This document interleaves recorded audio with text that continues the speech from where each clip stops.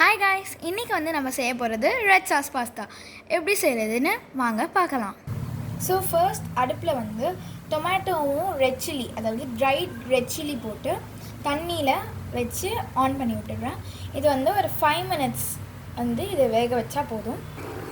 இப்போ இது நல்லா இப்படி பாயில் பண்ணி எடுத்துக்கோங்க. நல்லா கொதிக்கணும். பாருங்கள், இது நல்லாவே கொதிச்சிடுச்சு. இப்போ இதை கோல்டு வாட்டருக்கு மாற்றிடலாம். கோல்டு வாட்டரில் மாற்றுறதுக்கு ஒரு பவுலில் நீங்கள் சில்லு தண்ணி எடுத்து வச்சுக்கோங்க. அதில் இந்த டொமேட்டோவை எடுத்து இதுக்குள்ளே இப்படி போட்டுக்கோங்க.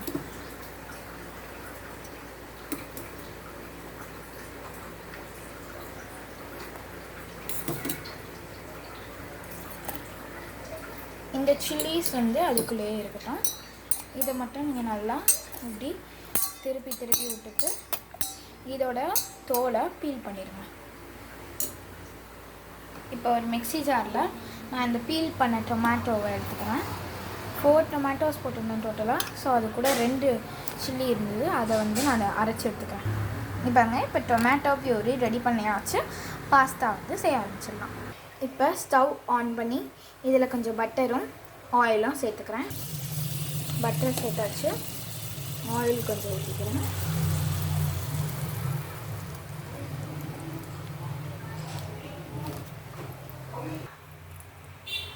இப்போ கார்லிக் கொஞ்சம் சேர்த்துக்கிறேன்.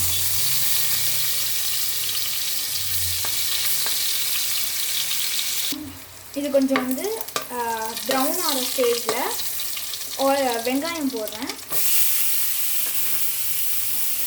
இது நல்லா கலரி விட்டுக்கிட்டே இருக்கணும். கொஞ்சம் ப்ரௌன் கலராக ஆற வரைக்கும். இப்போ டொமேட்டோ பியூரியை இதில் ஆட் பண்ணிக்கலாம்.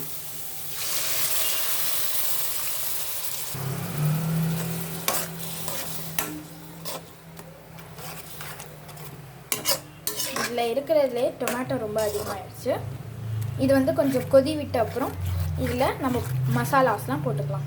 இப்போ இது நல்லா பாயில் ஆகிற டைமில் மசாலா நம்ம ஆட் பண்ணிக்கலாம். நான் 1 டேபிள்ஸ்பூன் சில்லி பவுடர் ஆட் பண்ணுறேன். இல்லை, 1.5 டேபிள்ஸ்பூன். இதில் கொஞ்சோண்டு பெப்பர் ஆட் பண்ணிக்கிறேன்.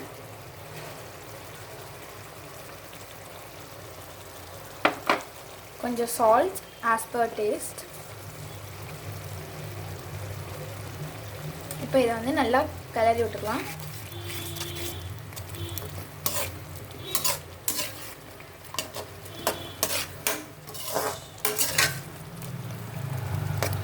இன்னும் இது நல்லா பாயில் ஆகட்டும். அப்புறம் பாஸ்தாவை இதில் போட்டுருவோம்.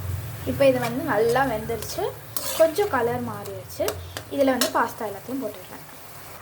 பாஸ்தா இதில் போட்டாச்சு. இப்போ இதை கிளறிடலாம். இப்போ இது நல்லா கிளறிக்கோங்க. As per the taste salt போட்டுக்கோங்க. இதில் நீங்கள் வேணும்னா கொரியாண்டர் லீஃப் போட்டுக்கலாம், இல்லைனா ஆரிகானோ கூட போட்டுக்கலாம். ஸோ தேங்க்ஸ் ஃபார் வாட்சிங். Bye bye.